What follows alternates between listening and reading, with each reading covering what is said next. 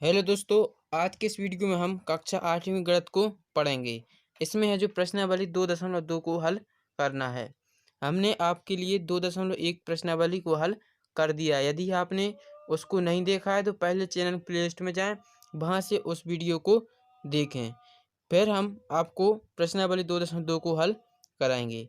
प्रश्नावली 2.2 हल करने से पहले आपको कुछ उदाहरण हल कराएंगे, जिससे आपको प्रश्न है जो आसानी से समझ में आ जाए। तो सबसे पहले हम उदाहरण नंबर 5वां हल करते हैं। देखिए उदाहरण 5वें में क्या कहा गया है। देखिए पढ़िए। परिमेय संख्या ऋण 7/3 के दुगने में क्या जोड़ा जाए जिससे 3/7 प्राप्त हो। अब देखना, ऐसे सवालों में आपको क्या करना है। जब भी ऐसे सवाल आए तो उनको आपको समझना है। यदि आपको प्रश्न समझ में नहीं आएगा तो हल भी नहीं कर पाएंगे। जब तक आपको प्रश्न समझ में नहीं आएगा तो उसका हल नहीं कर सकते। तो आपको प्रश्न को बार बार पढ़ना है और उसे समझने की कोशिश करनी है। देखो प्रश्न में क्या लिखा है। परिमेय संख्या ऋण 7/3। जो 7/3 है जो क्या है, यह एक परिमेय संख्या है, क्योंकि परिमेय संख्या है जो वह अंश और हर के रूप में लिखी जाती हैं। तो परिमेय संख्या क्या है, ऋण 7/3 एक परिमेय संख्या है। और फिर लिखा है के दुगने, यानी इसी संख्या के दुगने, ऋण 7/3 के दुगने में क्या जोड़ा जाए जिससे 3/7 प्राप्त हो।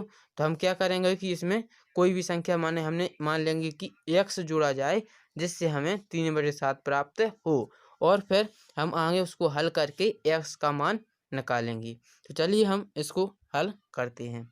तो उदाहरण 5 को हल करते हैं। तो आप सभी लोग अपनी पुस्तक में देखिए उसमें क्या लिखा है। परिमेय संख्या ऋण 7/3 की दुगना। तो हम सबसे पहले निकाल लेते हैं कि ऋण 7/3 का दुगना क्या होगा। ऋण 7/3 का दुगना, तो दुगना देखिए कितना होगा। इसका ऋण 7/3 गुणित 2। तो गुणा करिए, 2 का कितना आ जाएगा, अंश में गुणा होगा तो ऋण के 14/3 आ जाएगा। फिर आगे प्रश्न को पढ़ेंगे तो प्रश्न में देखिए क्या लिखा है कि उसमें क्या जोड़ा जाए। तो हम कोई संख्या मान लेंगे कि माना वह संख्या कितनी है, वह संख्या x है, कि वह संख्या x है, यानी हम इस संख्या में यदि x को जोड़ दें तो यह हमें 3/7 प्राप्त हो जाए, ऐसा हम मान लेते हैं। चलिए तो हम प्रश्न के अनुसार इसको हल करते हैं। देखो प्रश्न में लिखा है कि परिमेय संख्या ऋण 7/3 के दुगने, यानी ऋण 7/3 का दुगना कितना है, ऋण 14/3। इसमें क्या जोड़ा जाए जिससे 3/7 प्राप्त हो। तो हमने वह संख्या मान ली x, यानी ऋण 14/3 में x जोड़ा जाए जिससे हमें 3/7 प्राप्त होगा। तो यहाँ पर हम लिखेंगे प्रश्नानुसार। प्रश्नानुसार यानी हम प्रश्न के अनुसार कह रहे हैं। प्रश्नानुसार क्या लिखा है, ऋण 7/3 का दुगना। ऋण 7/3 का दुगना कितना होता है, ऋण 14/3। ऋण 14/3 में क्या जोड़ा जाए, वह संख्या हमने मान ली x, इसमें x जोड़ा जाए जिससे हमें क्या प्राप्त हुए, 3/7। 3/7 प्राप्त हुए। इस तरह से आपको यह बना लेना। यदि आप इतना कर लेंगे तो आपसे इसको हल करते बिल्कुल बन जाएगा। इसके आगे आपको प्रश्नावली जैसे 2.1 में हल किए हैं उसी तरह से इनको भी आगे हल करना है। अब बताइए कि इसमें आगे क्या होगा। अब आपको क्या करना है, जो ऋण 14/3 लिखे हैं इनका पक्षांतर करना है। तो यहाँ पर लिखेंगे पक्षांतर करने पर, यहाँ पर आपको पक्षांतर कर देना है। पक्षांतर करिए तो यहाँ पर क्या आ जाएगा, यहाँ पर केवल x बचेगा, क्योंकि इस संख्या का तो पक्षांतर हो जाएगा। x बराबर यहाँ पर 3/7 ज्यों कितने रहेंगे, इसका पक्षांतर होगा तो यह प्लस की बन जाएगी, क्योंकि अभी यह माइनस की है। और जब भी किसी संख्या का पक्षांतर होता है तो उसका चिन्ह बदल जाता है। तो यहाँ पर यह हो जाएगी 14/3। अब आगे हल करेंगे तो कितना आ जाएगा। देखिए 7 और 3 का एलसीएम लेंगे। इन दो दो संख्या दी हैं, इनका सबसे पहले हमें क्या करना है, लघुत्तम लेना है। तो 7 और 3 का एलसीएम आएगा कितना, 7 3 21। दो दो चिन्हों के बीच में यदि दो संख्याओं का एलसीएम लेना हो तो उनका सीधा गुणा कर देते हैं, 7 3 21, और फिर सीधा इनका ऐसे गुणा करके लिख देंगे। यहाँ करेंगे तो 3 3 का 9 प्लस, और यहाँ करेंगे तो 7 चौके 28 की 8 हासिल 2, 7 एकम 7 और 2 9, 7 गुणा 14 कर दीजिए। तो 3 9 प्लस 98/21 बराबर कितना आ जाएगा, इनको जोड़िए 98 और 9, 98 9 कितने हो जाएंगे, 107। 107/21, 107/21 यह हमारा x का मान निकल आएगा। x बराबर कितना आ जाएगा, x बराबर आ गया 107/21। 21। यह हमारा आंसर हो जाएगा। यानी वह संख्या कौन सी होगी? 107/21 को हम यदि जोड़ दें तो हमें 3/7 प्राप्त हो जाएगा। इस तरह से आपको सवालों को हल करने हैं। ऐसा हमने आपको उदाहरण 5 में समझा दिया। यदि आपको समझ में नहीं आ रहा है तो कमेंट करिए, हम उसको और अच्छे से समझाएंगे। अब आगे देखते हैं, तो अगला उदाहरण देखते हैं। उदाहरण नंबर 6वां। उदाहरण 6वां क्या कहता है, इसको पढ़िए। एक आयत का परिमाप। 6वां उदाहरण में क्या लिखा है? एक आयत, इसका परिमाप कितना दिया? 13 सेंटीमीटर। और इसकी चौड़ाई कितनी? 2 सही 3/4। जब भी हमें ऐसी संख्या दिखाई दे तो इसको पढ़ते कैसे? 2 सही 3/4। और इसको हम परिमेय संख्या के रूप में बनाएंगे, यानी अंश और हर के रूप में लिखेंगे। उसकी लंबाई ज्ञात कीजिए। अब हमें इसमें क्या करना है? आयत की लंबाई निकालनी है। तो चलिए इसको हम देखते हैं कैसे हल करेंगे। चलिए तो इसको हल करते हैं। तो देखिए, सबसे पहले आप अपनी पुस्तक में देखिए कि उदाहरण 6 में हमें क्या क्या दिया है। तो यहाँ पर देख लीजिए हम क्या क्या दिया है। हमें लिखेंगे दिया है, दिया है। इसमें हमें क्या क्या दिया है? सबसे पहले हमें दिया है आयत का परिमाप। आयत का परिमाप देखिए, प्रश्न में सबसे पहले लिखा है आयत का परिमाप। आयत का परिमाप कितना दिया है? आयत का परिमाप, आयत का परिमाप हमें दिया है 13 सेंटीमीटर। और दूसरे नंबर क्या दी? उसकी चौड़ाई। चौड़ाई कितनी दी है? चौड़ाई दी है हमें 2 सही 3/4। या फिर इसको हम परिमेय संख्या हम बदल लेंगे तो कितना है? सबसे पहले इसका गुणा, 4 दूनी 8, और 8 के ऊपर जो लिखी रही थी संख्या उसको जोड़ते हैं। 8 और 3 कितने भाई? 8 और 3 11, यानी कितना आ जाएगा? 11/4। यह हमें चौड़ाई दी है। और लंबाई निकालनी है। सबसे पहले हम लंबाई को मान लेंगे कि x है। लंबाई कितनी मान ली हमने? माना लंबाई x सेंटीमीटर है। इस तरह से आपको गिवन डाटा लिख लेना है। हमें जो जो प्रश्न में दिया है उसको हम इस तरह से लिख लेंगे। आयत का परिमाप कितना दिया था? 13 सेंटीमीटर।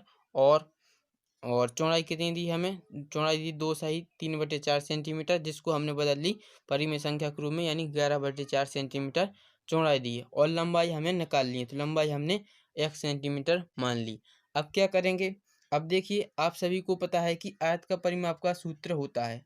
आयत का परिमाप का सूत्र क्या होता है उसको लिख लेते हैं। यदि आपको पता है तो अच्छी बात है, यदि नहीं पता है तो आप इसे याद कर लीजिए। आयत का परिमाप, आयत का परिमाप का सूत्र होता है, आयत का परिमाप बराबर होता है 2 गुणित कोष्टक में लंबाई धन चौड़ाई। यह सूत्र होता है। यदि आपको इसे याद नहीं है तो आप इसको याद कर लीजिए, क्योंकि इस सूत्र का उपयोग बहुत बार आपको करना पड़ेगा। तो यह आयत का परिमाप का सूत्र होता है। आप क्या करेंगे? आप इसमें आपको मान धर देना है। जैसे हमें सबसे पहले उदाहरण में क्या दिया था? आयत का परिमाप दिया था। आयत का परिमाप कितना दिया? 13 सेंटीमीटर। तो आयत का परिमाप यहाँ पर हम लिख देंगे 13 सेंटीमीटर बराबर 2 लिखा है, 2 गुणा लगाएंगे। फिर देखिए लंबाई कितनी दी? लंबाई तो हमें निकालनी है। लंबाई हमने कितनी मानी थी? 1 सेंटीमीटर, तो यहाँ पर x लिख देंगे। फिर धन लगाएंगे। अब चौड़ाई, चौड़ाई कितनी दी है? 11/4 सेंटीमीटर, तो यहाँ पर हम 11/4 सेंटीमीटर लिख देंगे। अब क्या करना है? इसको हल करेंगे। यहाँ पर 13 ज्यों कितने रहेंगे? यहाँ पर 2 गुणित कोष्टक में, इसको हल करेंगे। इसके नीचे कुछ नहीं है तो 1 मान लेंगे। अब 1 और 4 का लघुत्तम लेंगे तो कितना आ जाएगा? 4। फिर इनका सीधा गुणा कर देंगे। यहाँ पर 4x आ जाएगा प्लस 11 एकम 11।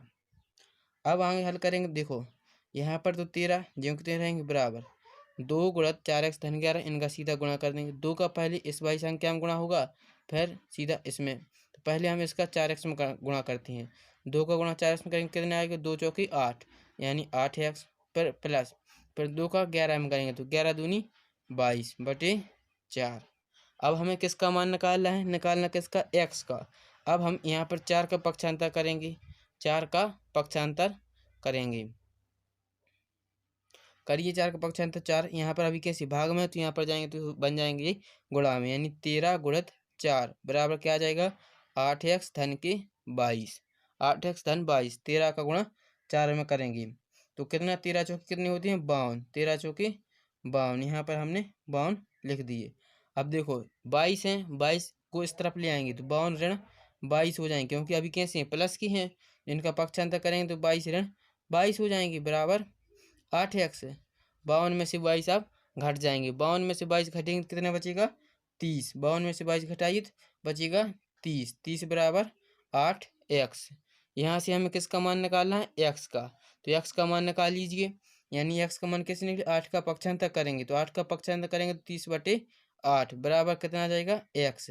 तो 30 में हम 8 से भाग लगाएंगे। 30 में आप 8 का भाग लगाइए। लगाएंगे तो कितना आ जाएगा आपको? देखिए कैसे भाग लगाना है। जैसे आप 8 यहाँ पर लिखेंगे और 30 यहाँ पर, इनका जब भाग लगाएंगे तो कितना आ जाएगा? 8 की गाँव 8, 8 तिरी 24, 3 आ जाएंगे 24, बचेंगे कितने? बचेंगे 6 बचेंगे।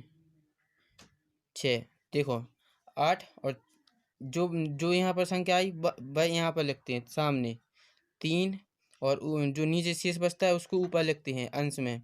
देखो जितनी बार भाग गया तो उसको लिखेंगे यहाँ पर 3, और शेष क्या बचा था? 6। 6 को ऊपर, भाग किसका दिया था? 8 को। इस तरह से आपको लिख लेना। अब देखो यह संख्या कट रही है, किससे कटेगी? 2 3 6 और 2 चौकी 8 बराबर कितना आ जाएगा?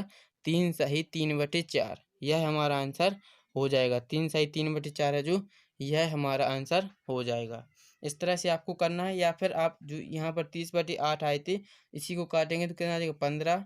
2 से काटेंगे 2 15 30 और 2 चौकी 8, 15/4 भी हमारा आंसर सही होता। इस तरीके से करेंगे तो आपको यह और भी सही आंसर माना जाएगा। तो चलिए तो दोस्तों उदाहरण 6 को इस तरह से किया जाता है, फिर हम आगे बढ़ते हैं। अब हम उदाहरण नंबर 7वें को देखते हैं। 7वां उदाहरण देखिए, देखो इसको पढ़ते इसमें क्या लिखा है? साहिल की माँ की वर्तमान आयु। अब यहाँ पर साहिल की माता जी की आयु हमें दी है। साहिल की माँ की वर्तमान आयु साहिल की वर्तमान आयु की 3 गुनी है। जो साहिल की माता जी हैं वो साहिल की आयु की 3 गुनी हैं। फिर लिखा है 5 वर्ष बाद उन दोनों की आयु का योग 66 वर्ष है। 5 वर्ष बाद, 5 वर्ष बाद मतलब उसमें से क्या करेंगे? 5 को माइनस, 5 को प्लस करेंगे। 5 वर्ष बाद कह रहे हैं, यदि पहले की कहते तो 5 को घटाएंगे। 5 वर्ष बाद यानी उनको हम उनकी वर्तमान आयु में 5 को जोड़ेंगे। फिर लिखा है उन दोनों की आयु का योग कितना दिया है? 66 वर्ष। 5 वर्ष बाद दोनों की आयु का योग कितना है? 66 वर्ष। तो वर्तमान आयु ज्ञात कीजिए, और हमें इसमें क्या निकालना है? उनकी वर्तमान आयु निकालनी है। साहिल की और उनकी माँ की, दोनों की हमें वर्तमान आयु बतानी है। तो चलिए हम इसको हल करते हैं। तो देखिए इस प्रश्न में आपको साहिल की माँ की वर्तमान आयु साहिल की वर्तमान आयु की 3 गुनी है। यानी किससे तुलना करी जा रही? साहिल की माँ की वर्तमान आयु की तुलना साहिल की आयु से की जा रही है। तो इसमें हम साहिल की आयु को x मान लेंगे। यहाँ पर हम लिखेंगे कि माना साहिल की वर्तमान आयु कितनी दी है? वर्तमान आयु हम मान लेंगे कि x है। साहिल की वर्तमान आयु कितनी मान ली हमने? x वर्ष। फिर देखो आपको अपनी पुस्तक में उदाहरण को पढ़ते जाना, उसमें क्या लिखा है? साहिल की माँ की वर्तमान आयु साहिल की वर्तमान आयु की 3 गुनी है। साहिल की हमने कितनी मान ली? x, तो उनकी माँ की कितनी हो जाएगी? यहाँ पे लिखेंगे साहिल की माँ की वर्तमान आयु कितनी हो जाएगी? वह कितनी है? 3 गुनी। यानी यहाँ पे 3 गुनी मतलब 3x होगी। ठीक, अब देखना फिर उसके बाद क्या है। अब आगे पढ़ेंगे देखो, यानी बराबर दोनों की आयु के बराबर है, तो यहाँ पर हो जाएगा साहिल की आयु x बराबर 3x। यह आप समझिएगा, क्योंकि उसमें लिखा है कि साहिल की माँ की वर्तमान आयु साहिल की वर्तमान आयु से 3 गुनी है। तो साहिल की माँ की आयु है जो साहिल की माँ की आयु भाई साहिल की आयु के 3 गुनी होगी। अब हम देखेंगे कि उनकी 5 वर्ष बाद उनकी आयु क्या होगी। देखो सबसे पहले हम साहिल की देखते हैं। साहिल की 5 वर्ष बाद आयु, साहिल की 5 वर्ष बाद आयु, 5 वर्ष बाद की आयु कितनी हो जाएगी? यानी जो अभी कितनी थी वर्तमान में एक्स में 5 और जुड़ जाएंगे। 5 वर्ष बाद, जैसे हम आपसे कहें कि आपकी 5 वर्ष बाद कितनी आयु होगी, तो अभी जो आयु है उसमें आप 5 जोड़कर बताएंगे। तो इसी तरह से हमने साहिल की वर्तमान आयु मान ली x वर्ष, और कहा जाए कि 5 वर्ष बाद, तो 5 वर्ष बाद माने x में हम 5 को जोड़ देंगे। और उनकी साहिल की माँ है जो साहिल की माँ की आयु कितनी हो जाएगी? 5 वर्ष बाद साहिल की माँ की आयु 5 वर्ष बाद कितनी होगी? अभी वर्तमान आयु कितनी है उनकी? 3x, 3x में 5 जुड़ जाएंगे, यह उनकी माँ की होगी। अब देखो उसमें लिखा है, देखो 5 वर्ष बाद उन दोनों की आयु का योग 66 वर्ष है। यानी दोनों की आयु मतलब साहिल की और साहिल की माँ की, दोनों की आयु को योग कितना दिया है? 66 वर्ष।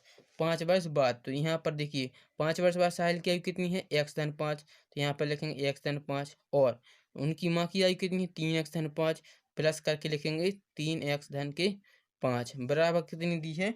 बराबर में लिखेंगे 66 वर्ष। दोनों की आयु का योग कितना है? 66 वर्ष। इस तरह से आपको यह बना लेना है, फिर हम इसको डायरेक्ट आगे हल करेंगे। तो चलिए इसको हल करते हैं। सबसे पहले x वाली संख्याओं को जोड़ देते हैं, तो x और 3x कितने हो जाएंगे? 3x और x हो जाएंगे 4x, यहाँ पर 4x लिख दिए। फिर प्लस, अब संख्याओं को जोड़ेंगे 5 और 5 कितने हुए? 10, 5 और 5 10 बराबर कितने? 66, इतना करेंगे। फिर 10 का पक्षांतर करेंगे, यहाँ पर लिख देते हैं पक्षांतर करने पर, पक्षांतर करने पर, पक्षांतर करिए तो यहाँ पर क्या बचेगा? केवल 4x बराबर 10 का पक्षांतर हो जाएगा तो बचेगा -10, कहाँ पर आ जाएंगे? इस तरफ ले आएंगे तो 66 ऋण के 10 हो जाएंगे।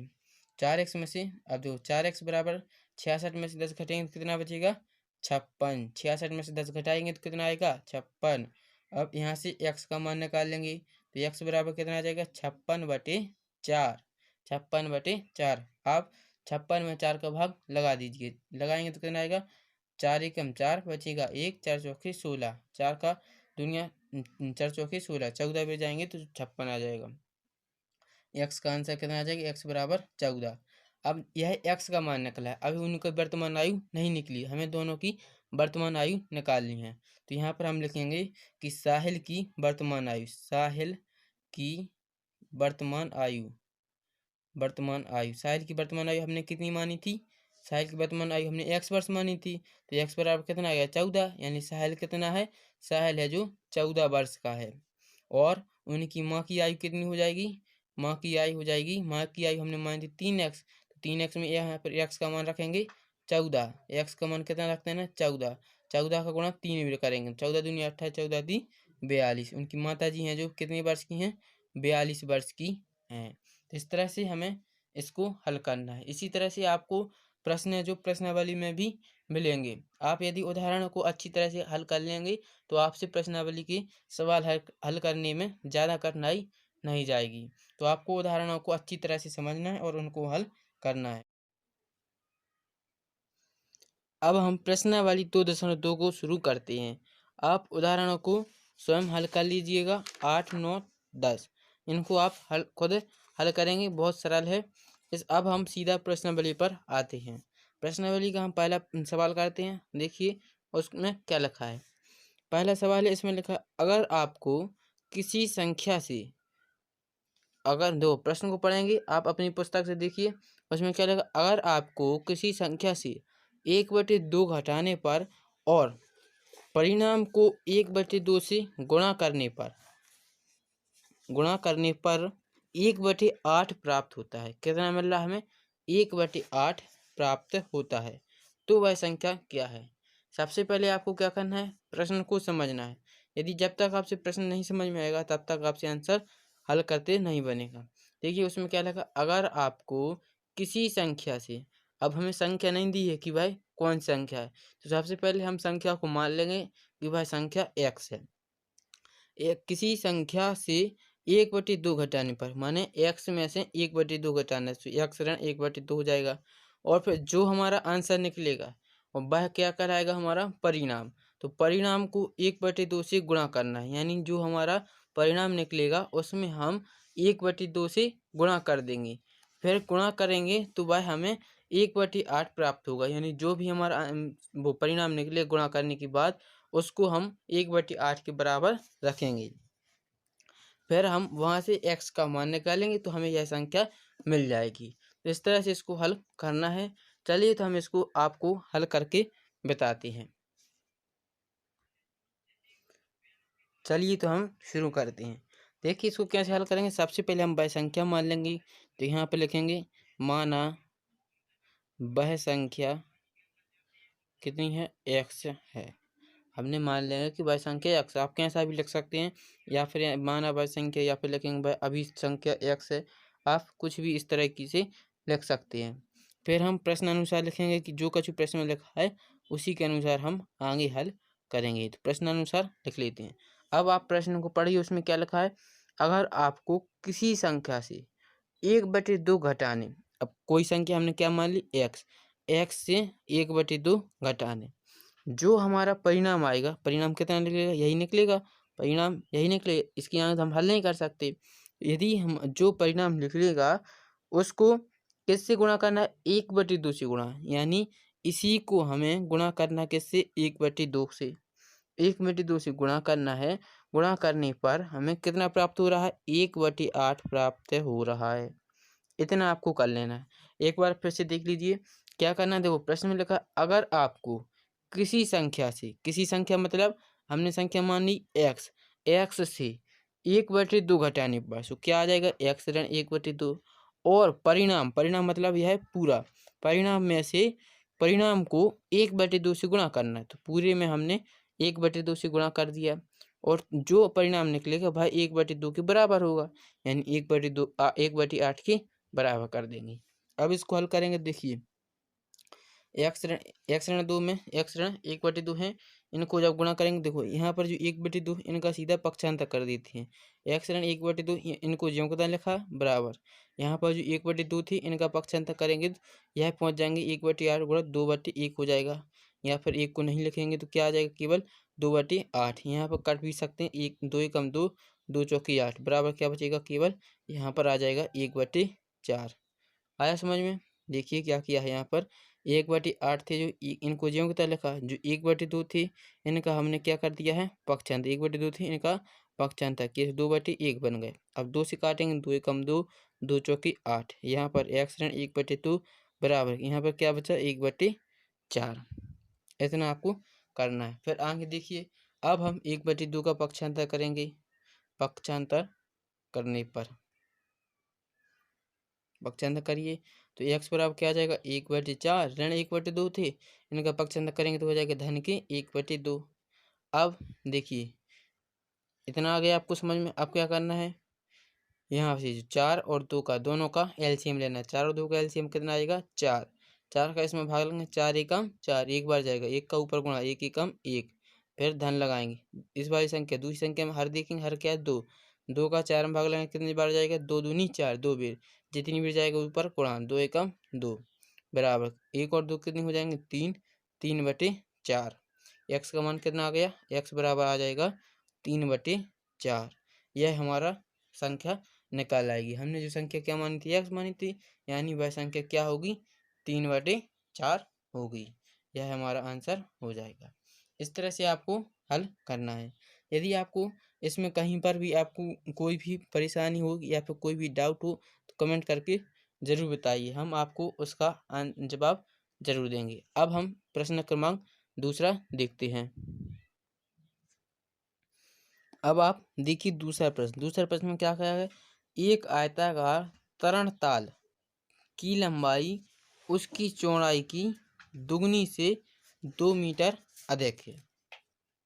एक आयताकार तरणताल है जो उसकी लंबाई है जो वह उसकी चौड़ाई यानी आयत की चौड़ाई की दोगुनी से 2 मीटर अधिक है। यदि उसका परिमाप 154 मीटर है तो इसकी लंबाई व चौड़ाई ज्ञात कीजिए। करेंगे इसको हम। क्या कहा गया, एक जो इस सवाल में क्या कहा गया कि एक आयताकार है जिसकी लंबाई है जो उसकी चौड़ाई की दुगनी से 2 मीटर अधिक है, और हमें उसका परिमाप दिया गया। परिमाप कितना दिया, 154 मीटर, और हमें इनकी लंबाई चौड़ाई निकालनी है। चलिए तो हम इसको शुरू करते हैं। सबसे पहले हम क्या करेंगे, देख लेंगे उसमें जो जो कुछ दिया है उसको हम लिखेंगे।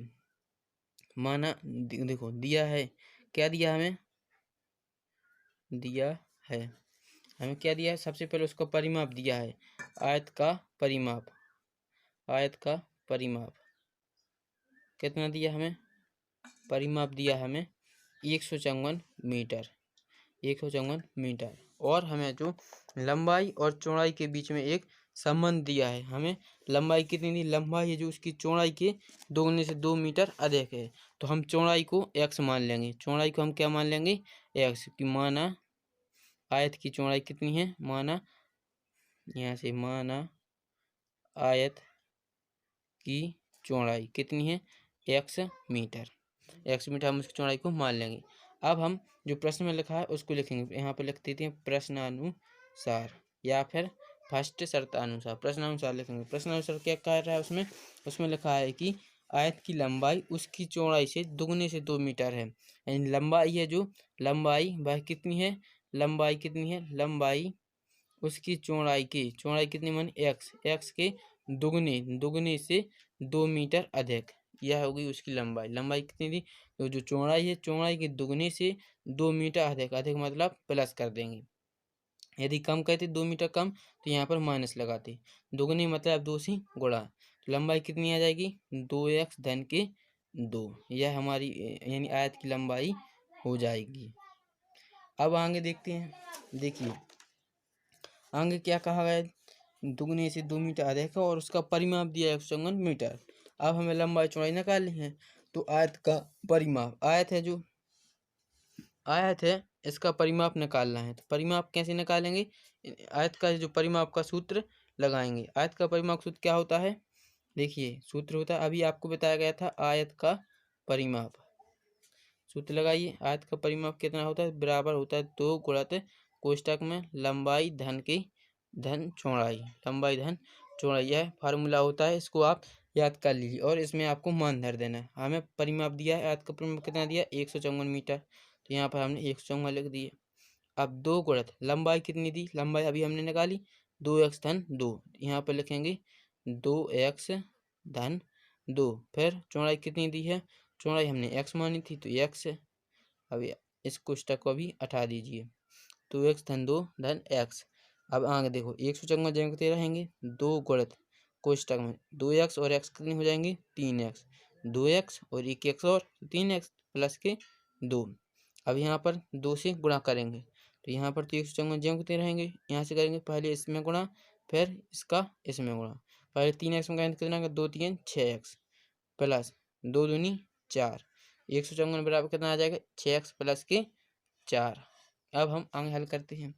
देखो 154 इन 4 का पक्षांतर करें। देखो अभी यहाँ से कैसे प्लस में है, इस तरफ ले आएंगे हो जाएंगे माइनस के 4 बराबर हो जाएंगे 6x। 154 में से 4 कट जाएंगे, क्या बचेगा 150। 150 बराबर कितना आ जाएगा 6x। अब हमें किसका मान निकालना है, x का। तो 6 का पक्षांतर कर देंगे यानी 150/6 बराबर कितना आ जाएगा x। यह हमारा x का मान निकल आएगा। x बराबर कितना आ गया 150/6। अब हमने जो आयत की चौड़ाई कितनी मानी थी, x मीटर। तो अब हमें पता चल जाएगा कि चौड़ाई कितनी होगी 150/6 मीटर। और लंबाई कितनी हो जाएगी, लंबाई हमने मानी थी जो, उसमें मान धर देंगे। लंबाई हमने क्या मानी थी, देखो लंबाई हमने मानी थी 2x धन 2, 2x धन 2। तो इसमें हम मान धर देंगे। 2x बराबर कितना निकला हमारा 150/6। तो यहाँ पर देखिए 2 गुणित x का मान कितना 150/6 प्लस 2। यहाँ से काट 2 कम 2, 2 3 6, 3 से काटी 3 5 15 0 बराबर कितना आ जाए 50 और 2 52 मीटर है जो इसकी लंबाई आ जाएगी। और चौड़ाई कितनी, यहाँ पर काट देंगे चौड़ाई। तो चौड़ाई काटेंगे कितनी, 3 से काटे 3 दूनी 6, 3 5 15 और 0 है, और 2 से काटेंगे 2 25। यानी लंबाई है जो 52 मीटर और चौड़ाई हो जाएगी, चौड़ाई कितनी आ जाएगी, चौड़ाई आ जाएगी आपकी 25 मीटर। इस तरह से आपको हल करना है। आपको यह दूसरा सवाल हो गया। इस तरह से आप इन प्रश्नों को हल करिए और इनकी प्रैक्टिस करिए, क्योंकि इसकी आगे के प्रश्नों को हम अगले वीडियो में देखेंगे। आप इन प्रश्नों की जब तक प्रैक्टिस करिए और आगे के प्रश्नों को भी हल करने की कोशिश करिए। यदि आपसे बनता है तो ठीक, ना फिर हम आपको अगले वीडियो में बताएंगे। और यदि वीडियो अच्छा लगे तो चैनल को लाइक कर दें और अपने दोस्तों तक शेयर भी